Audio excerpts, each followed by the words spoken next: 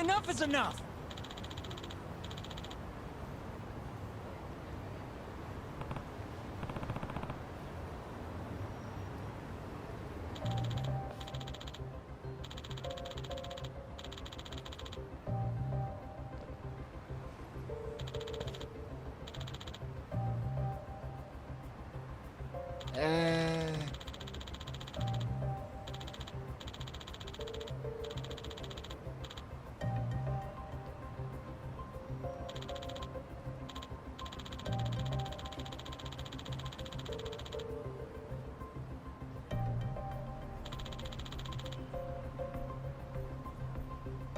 Well... Huh?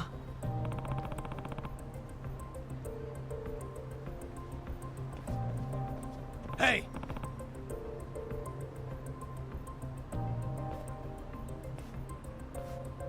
Yagamishi!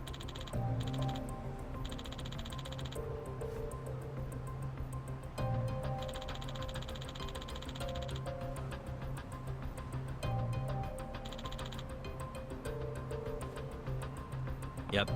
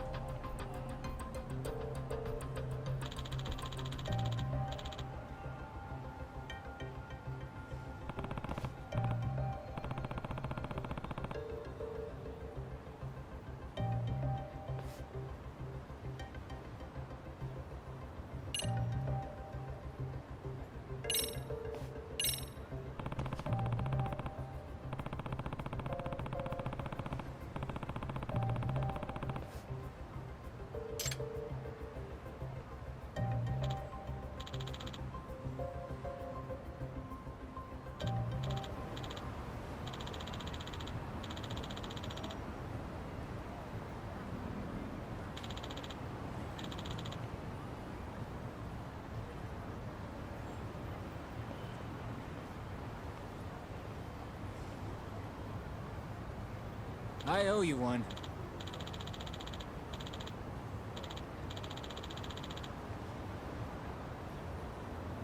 Hey.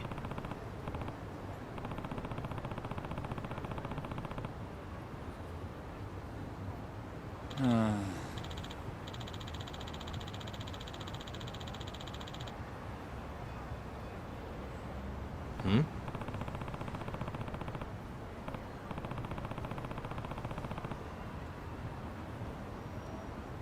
Sure.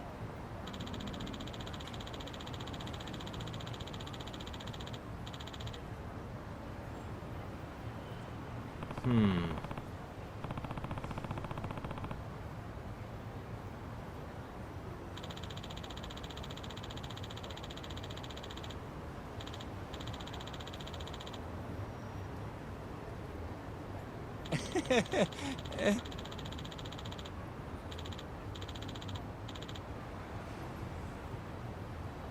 Nah.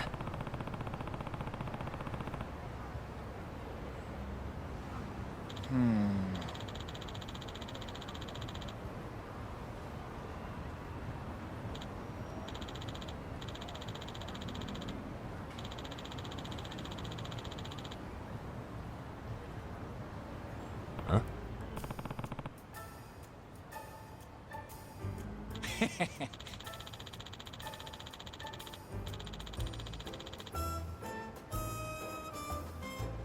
Huh.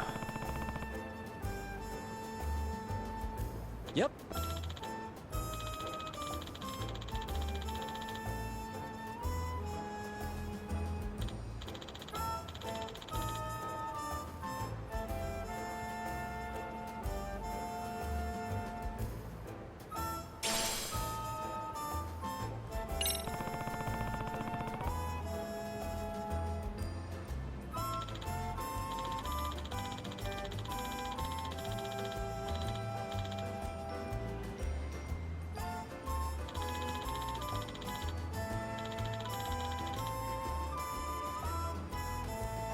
Gotcha.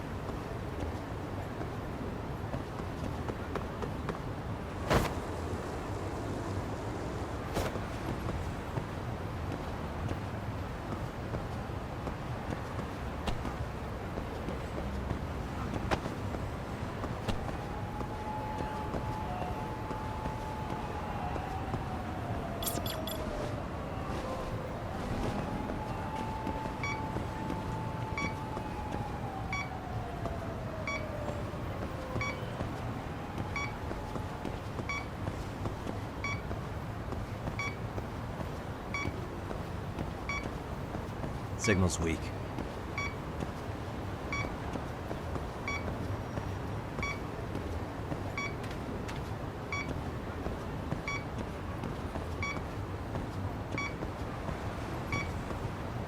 Not really picking it up.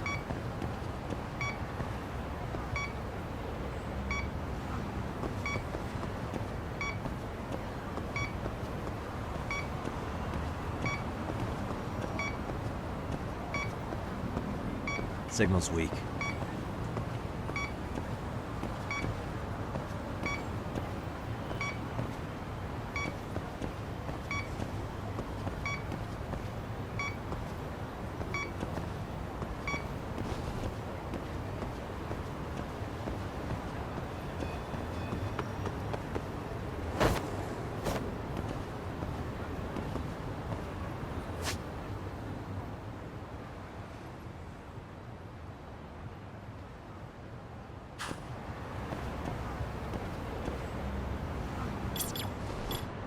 Bingo.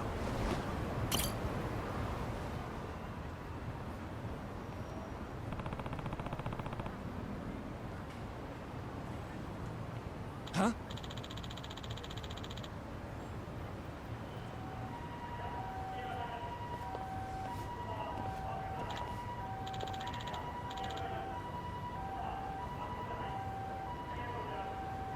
Excuse me.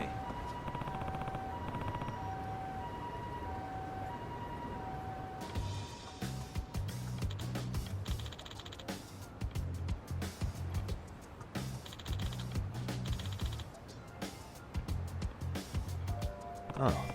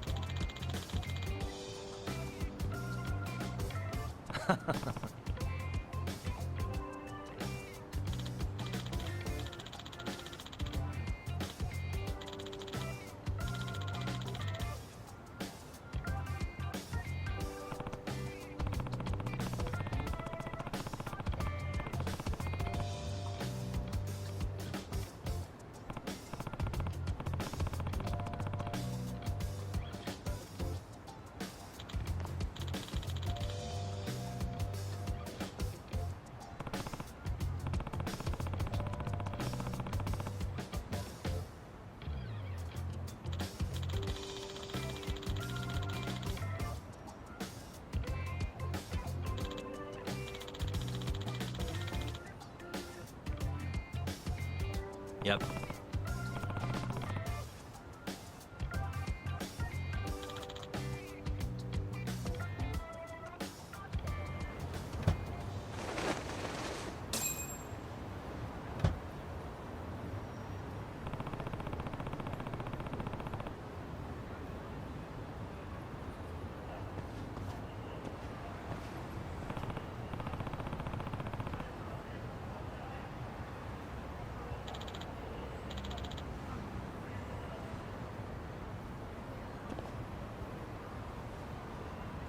Hmm?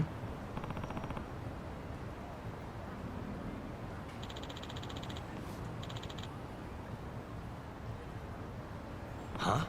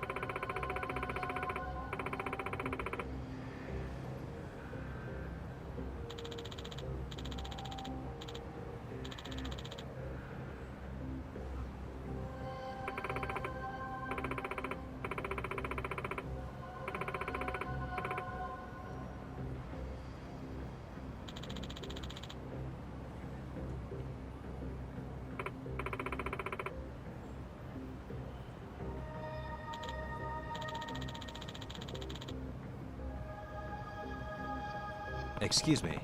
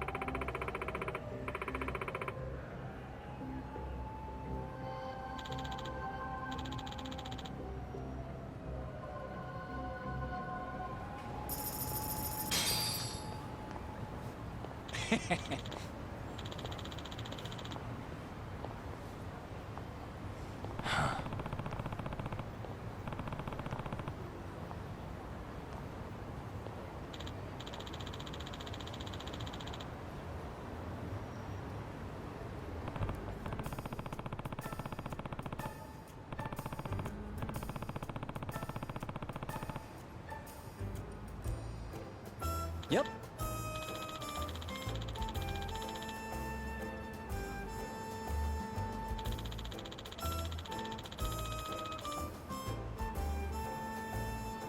In other words...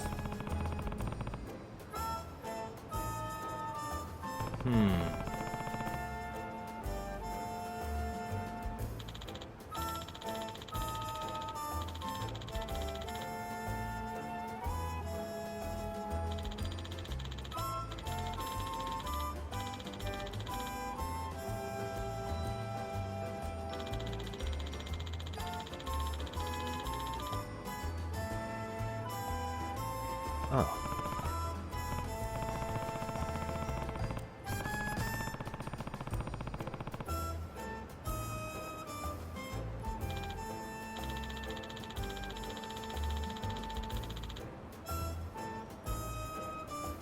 I see.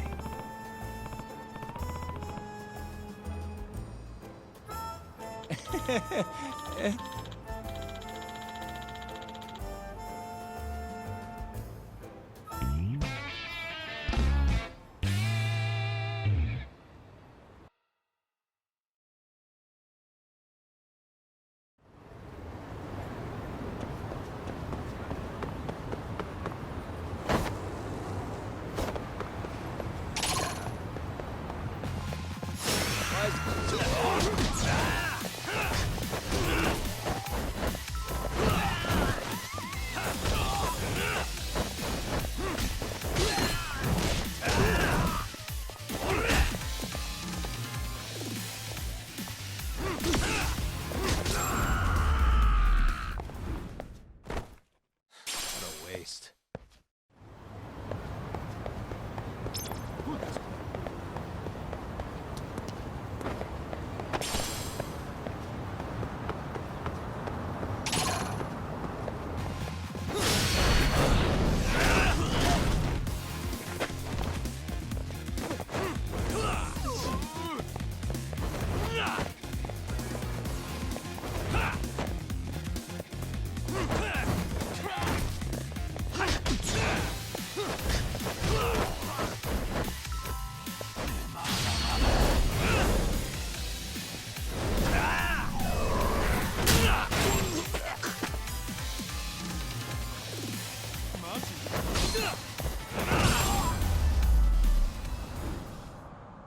Really, guys?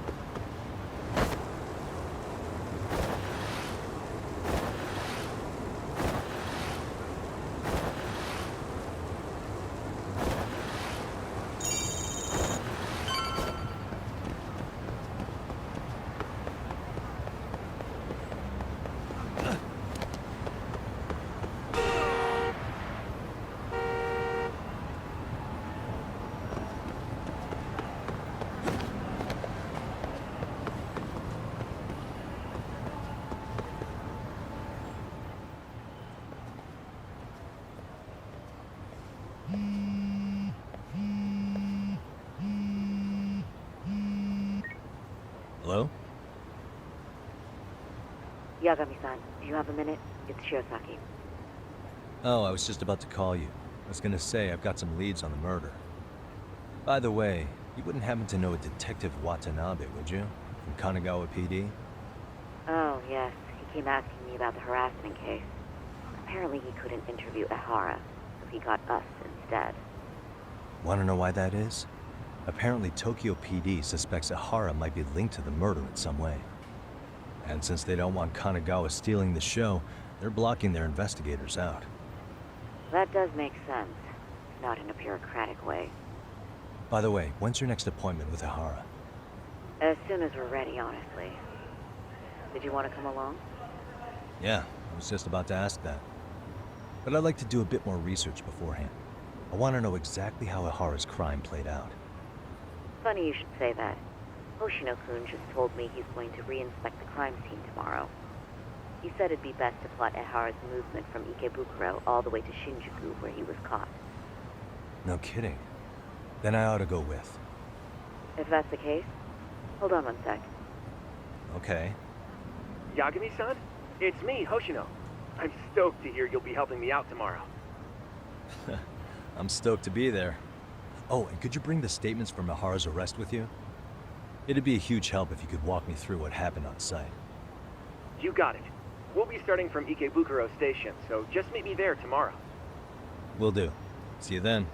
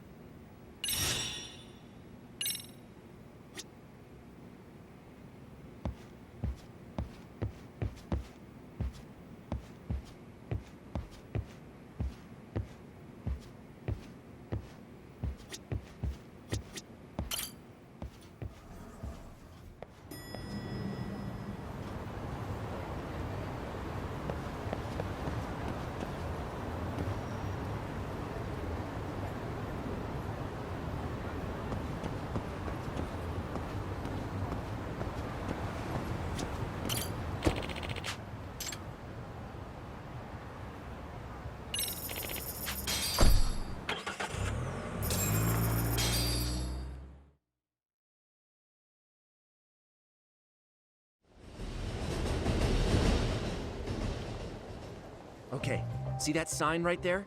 Ehara was leaning on that before the incident.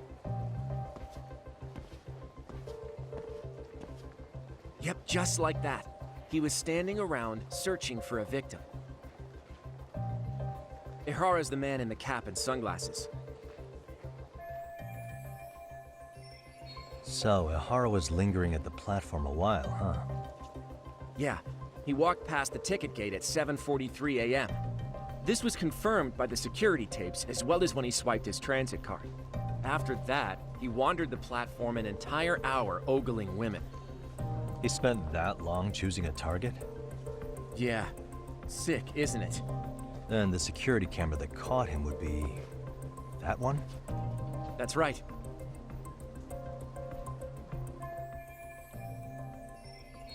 Anyhow, at 9:06 a.m., Ehara finally honed in on his would-be victim.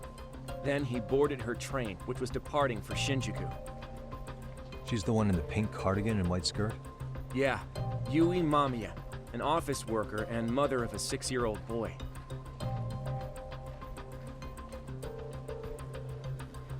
The two of them show up on the train's interior cam as well. According to the victim's statement, Ehara began by rubbing her posterior with the back of his hand. But it didn't stop there. After that, he put his hand up her skirt.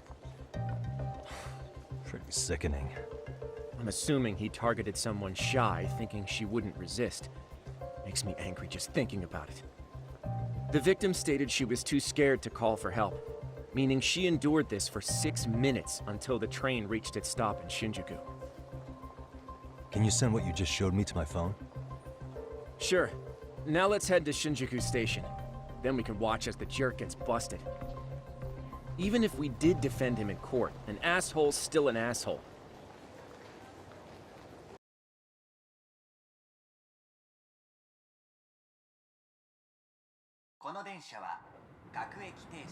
Looks like we're getting close to Shinjuku.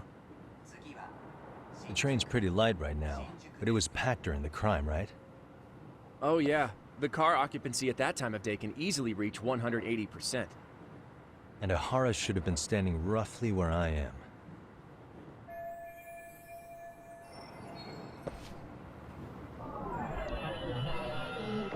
Suspicious. Hey.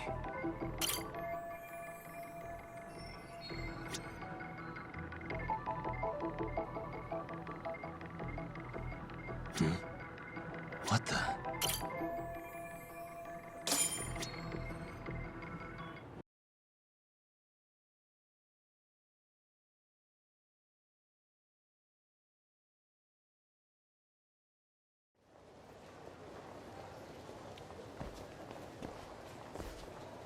Ehara and Mamiya-san both exited the train and got onto the platform here. But right before that, Mamiya-san suddenly grabbed Ehara's wrist and yanked his hand out from under her skirt. That's when she got a good look at her assailant. So without a doubt, she saw it was him. Yes, and there were also traces of her garments on his hand during evidence analysis. Anyway, after being grabbed, Ehara wrenched himself free and took off at a sprint. See, here he gets off the train and bolts across the platform. And Mamiya-san chases after him, asking people around her for help. This is what they kept looping on TV. Yeah. And honestly, with all this evidentiary footage, defending him in court was a lost cause. Was there any security footage that wasn't aired on TV? Sure, take a look around you. There's more than just one camera pointed at us. They're practically everywhere. Oh, yeah. As for what I was saying earlier, Ehara was finally tackled right in front of those stairs. Oh, right. I have a diagram of the platform to show you.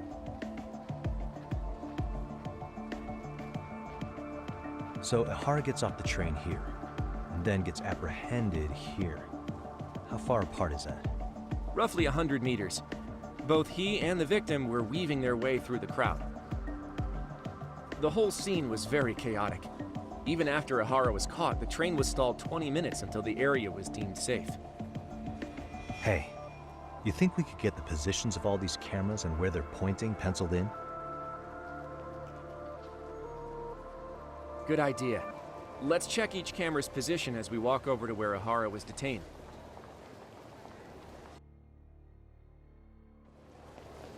That's where he got tackled, so if you could let me know whenever you see a camera. I can mock it up on our diagram here.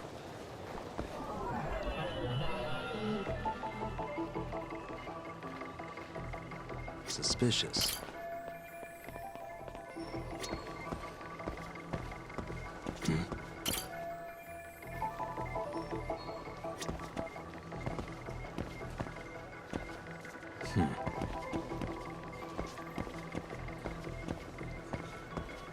Suspicious.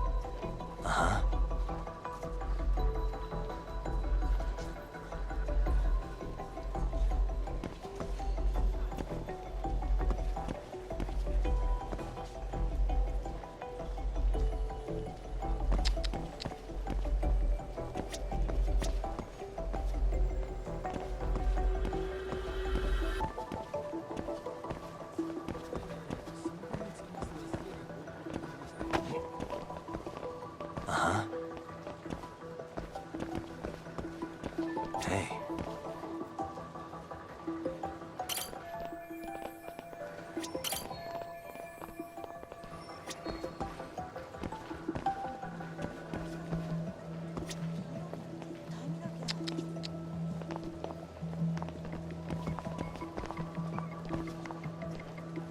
What the?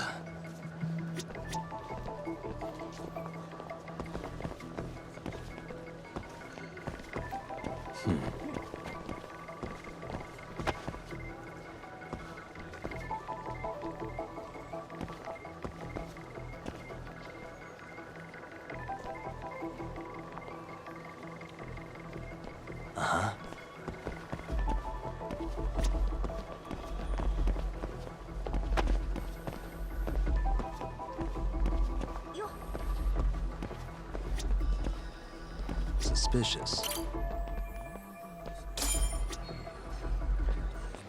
Looks like we checked all the nearby cameras. Let's go up a little further now.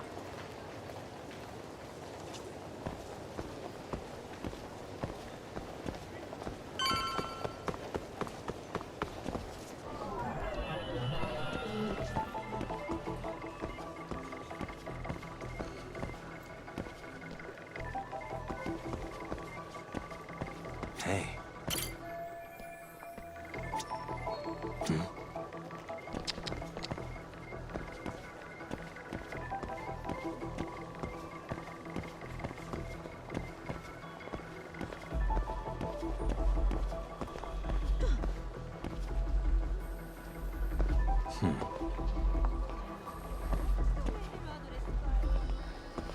Hey.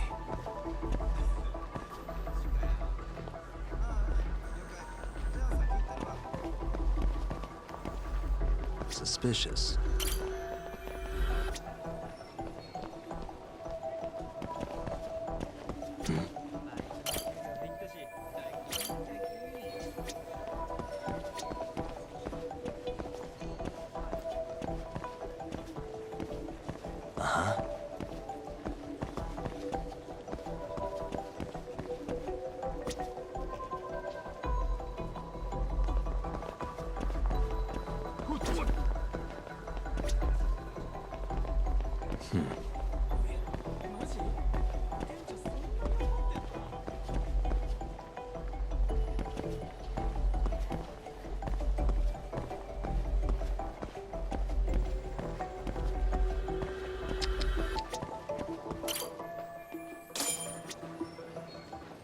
Looks Looks like we checked all the nearby cameras. Let's move on.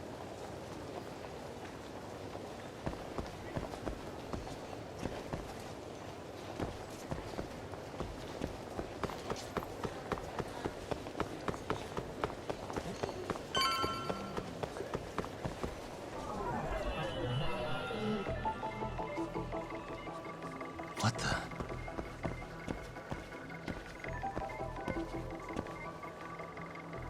Suspicious.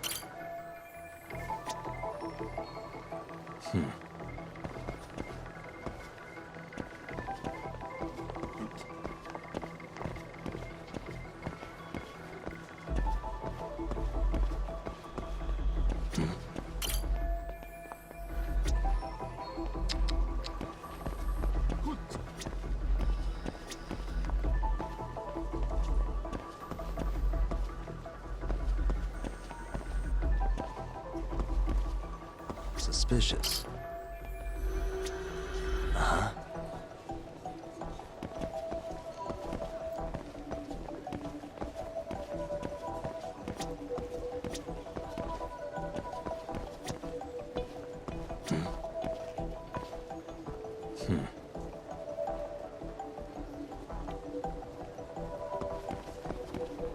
Hey.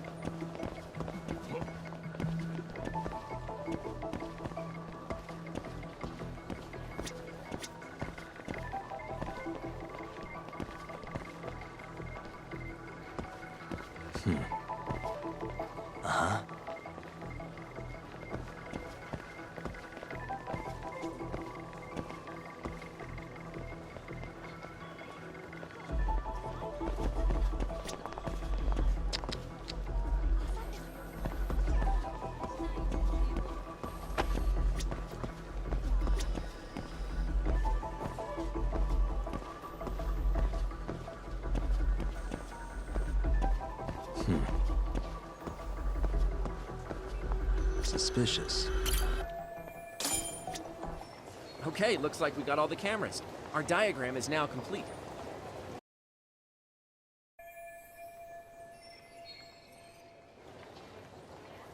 Now we'll pencil in the camera locations and what directions they're pointing. What the? Hey.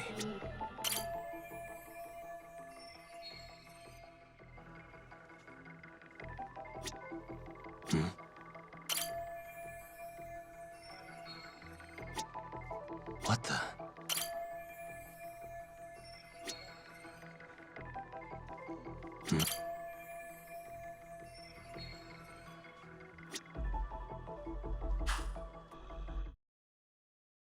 So this was the general situation when Ihara committed his crime. What do you think, Yagami-san? Anything of note? Do you think Ihara and Mamiya-san were riding the train pretty frequently? Oh yeah, Mamiya-san commuted by train. She was here every weekday. Same goes for Ihara, actually, but he was off that day.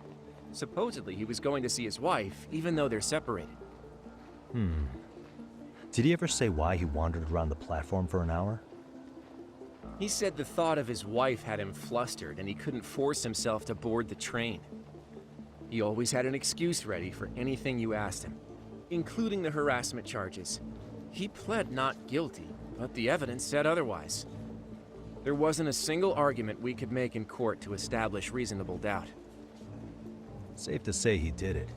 But on the same day, he knew his son's bully would be murdered in Ijincho. Pretty clear it wasn't a spontaneous need to grab some ass. I agree.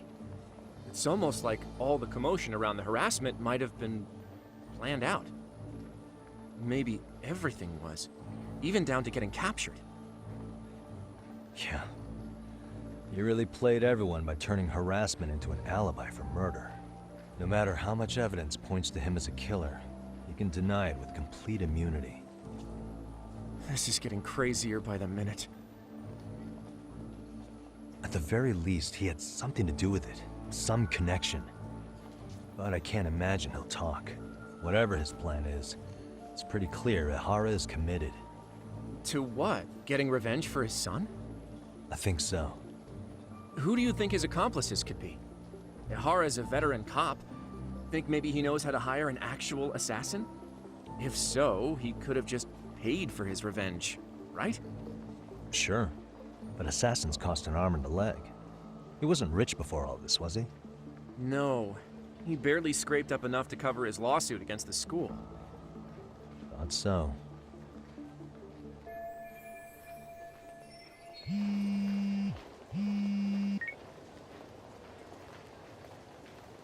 Hey, it's Shiosaki. What's up, Sari-san? I'm scheduling an interview with Ihara tomorrow at the Tokyo Detention Center. We'll take a taxi from Genda's if that all works for you. Sounds good. But I need to head back to Ijincho for now. Something you forgot to do? Yeah. It involves Ihara's motive, which would be without a doubt his son's suicide. So I want to confirm if Mikoshiba really bullied the kid. And the best person to ask happens to be down in Ijincho. All right. Then I'll let you get to it. Cool. Then I'll see you tomorrow.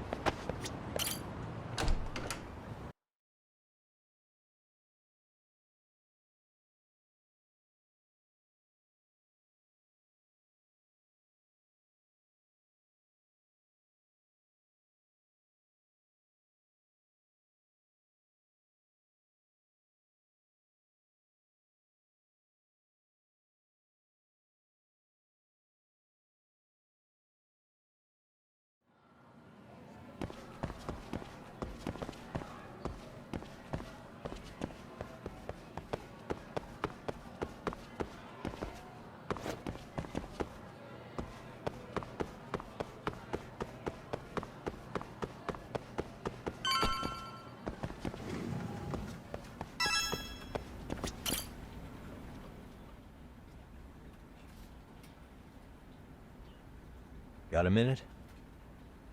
No, not for you. I really have nothing more to say. What if I told you it's looking more and more likely Ihara-san had a hand in Mikoshiba's death? Well, it doesn't concern me.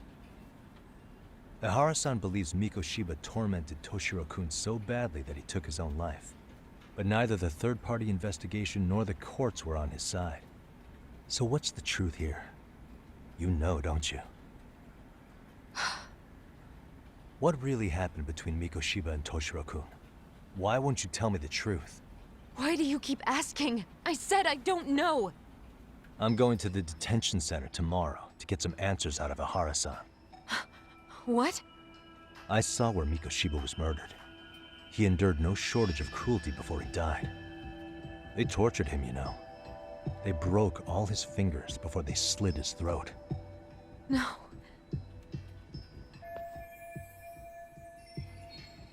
And somehow Ihara-san knew Mikoshiba would be killed on the day he got caught for groping. It's like he did it to prove he had nothing to do with the murder. But maybe that wasn't his real objective at all. Huh? I think he wanted to signal that he'd finally avenged his son. The body belongs to a guy named Hiro Mikoshiba. 4 years ago, this man took my son from me by driving him to commit suicide. If I'm gonna face him tomorrow, I can't go in without some ammunition. So, 4 years ago, did Mikoshiba bully Toshiro-kun or not? That's all I want to know. My answer won't change. There's no evidence Mikoshiba-kun did anything wrong. Are you sure about that? Take a look at this. That's...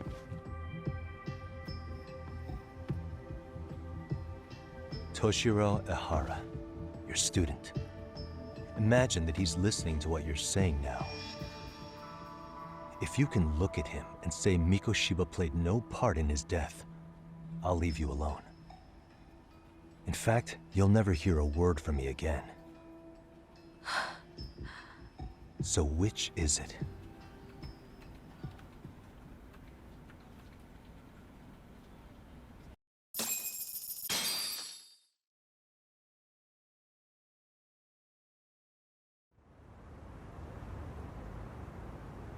"4 years ago, not long after I'd transferred here to teach English.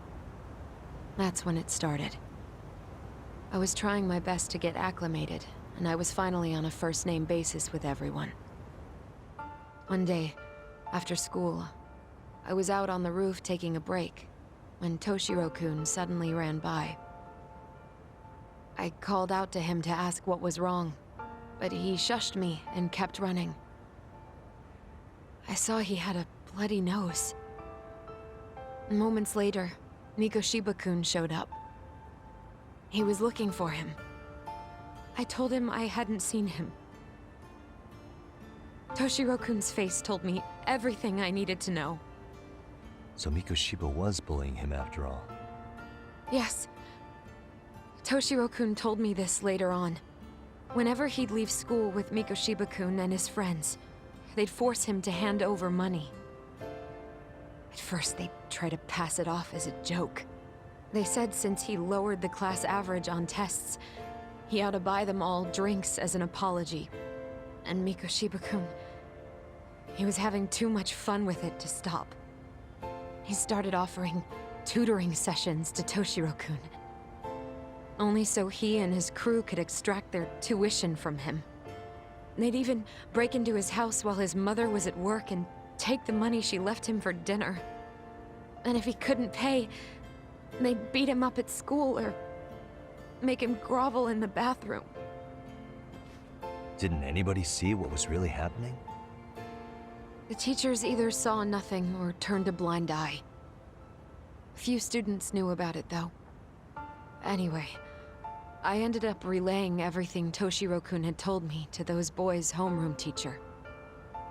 Mind you, this teacher had tenure, title, and years of experience under his belt. Do you know what he told me? He said not to cause a commotion because those boys were about to graduate. Why does that not surprise me? To be honest, it was hard to paint such an outwardly model student in a negative light. There was also no hard evidence to support Toshiro-kun's story. But someone still should have stepped in to help. If only I'd understood that at the time. You tried. The only thing I tried was to keep an eye out for him. Making sure he wasn't alone, things like that. But unfortunately, that wasn't good enough. On the first morning of the 3rd trimester, Toshiro-kun tied a towel to his doorknob and hung himself in his room. And that's when you confronted Mikoshiba, right? You asked him point blank if he'd bullied him. I did. Mikoshiba-kun pretended to know nothing. He was more careful, shaken even, from then on. In all honesty, when I heard a third-party committee was investigating, I was hoping the truth would come out. Students were asked to fill out an anonymous questionnaire, and many of them wrote down exactly what they saw. Hold on. Didn't the court end up declaring there was no substantial evidence of bullying? How could they have said that with those questionnaires on hand? First of all, the committee never interviewed anyone directly. Those questionnaires were the only proof of anything. And the teacher of those boys was the one who collected them. Each time he came across any mention of bullying, he'd toss that questionnaire out. Also, he wouldn't get blamed in the end for ignoring the warning signs. So then the committee was pointless. A few students did speak up about the bullying online, but their posts weren't much to go on. Toshiro-kun's parents were completely caught off guard. His mother worked through the day, and his father lived all the way in Tokyo. That made it that much easier for the teacher to cover up all the evidence of bullying. He made that statement without even consulting the principal or the chairman. So, right before Mikoshiba-kun graduated, the committee presented their findings. That there was no evidence of bullying. The conclusion you've heard over and over. What the hell? In Japan, 300 children commit suicide every year, across all grades. Less than 3% are proven to be linked to bullying. Toshiro-kun's case ended up like that too. But Ehara-san wasn't satisfied with those findings. So he sued Seiryo High, demanding compensation for Toshiro-kun's death. As the trial dragged on, I was eventually called to the witness stand. Of course, my intention was to let everything I knew out into the open. But before that could happen, that damn teacher came with the school's attorney to see how I would testify. They didn't want you making them look bad, huh? Of course not. That's when I first learned what he did with those incriminating questionnaires. They had no choice but to reveal everything to me, to try and sway me to their side. I guess they were just that desperate. After all, I was the only adult who Toshiro-kun confided in. I don't think he'd spoken to his parents about it once. So yes, that's why there was never any objective evidence of bullying. It wasn't like I had a mind to record our conversations. And I hadn't personally witnessed it either. The school attorney saw fit to remind me that the law says innocent until proven guilty. And if I couldn't produce tangible evidence, then I shouldn't be accusing Mikoshiba-kun. So it was witness tampering. That is, they coerced you into false testimony? Yes. It must have been incredibly hard on you. What I should have done was told the truth regardless. But what else could I have really done for him? Some days I just don't know. As much as I've tried to convince myself I did everything I could for him, I can never fully believe it. So what happened to the teacher who covered all this up? He transferred to another school. God, to think he's still standing at a podium somewhere. That's unfortunate. Even so, I don't have the right to place the blame solely on him.